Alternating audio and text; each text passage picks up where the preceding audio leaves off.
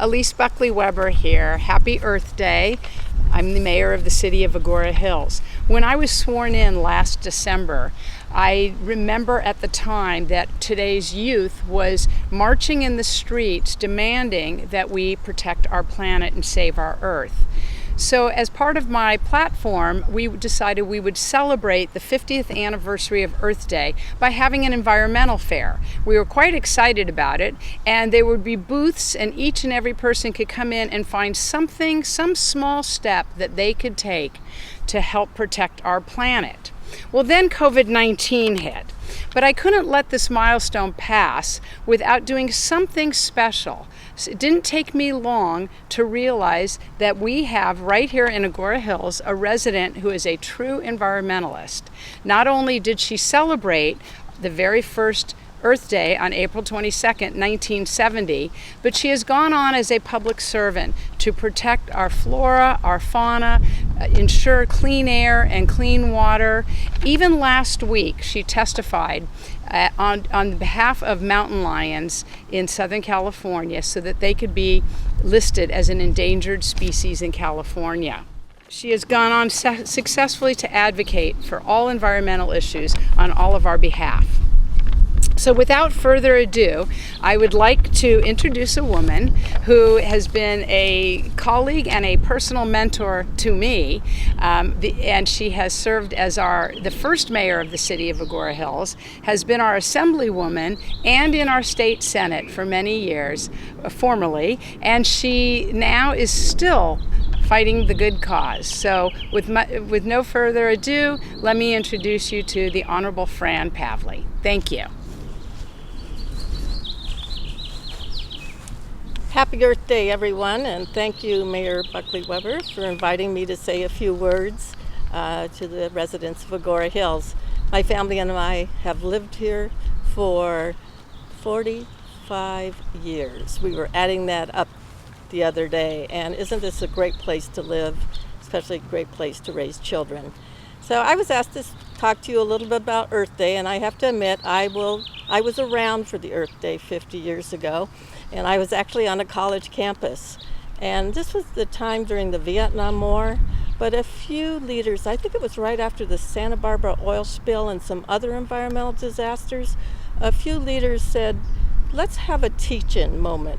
Let's go to our universities and colleges. And I had no idea how they pulled this off in the days before social media and the internet and everything else. But over 20 million students, high school students as well as college students, engaged in demonstrations fighting for clean air and clean water, protection of endangered species. We were losing a lot of them, and having government play more of a role of protecting our lives, especially as it involves public health. So fast forward, Earth Day was held, the messages were heard, it became a major issue across the United States.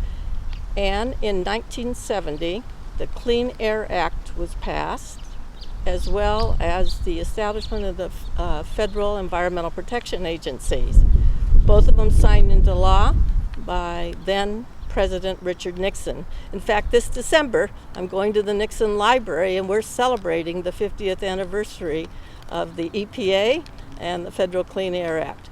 Clean air is really important around here.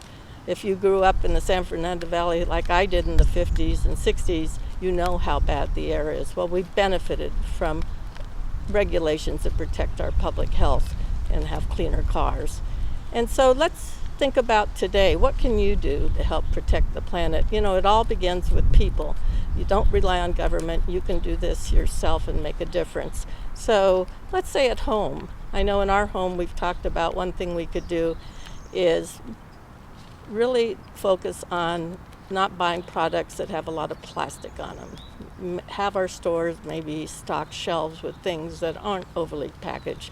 Plastics usually aren't biodegradable, and we know how much damage they cause to our coast and marine life.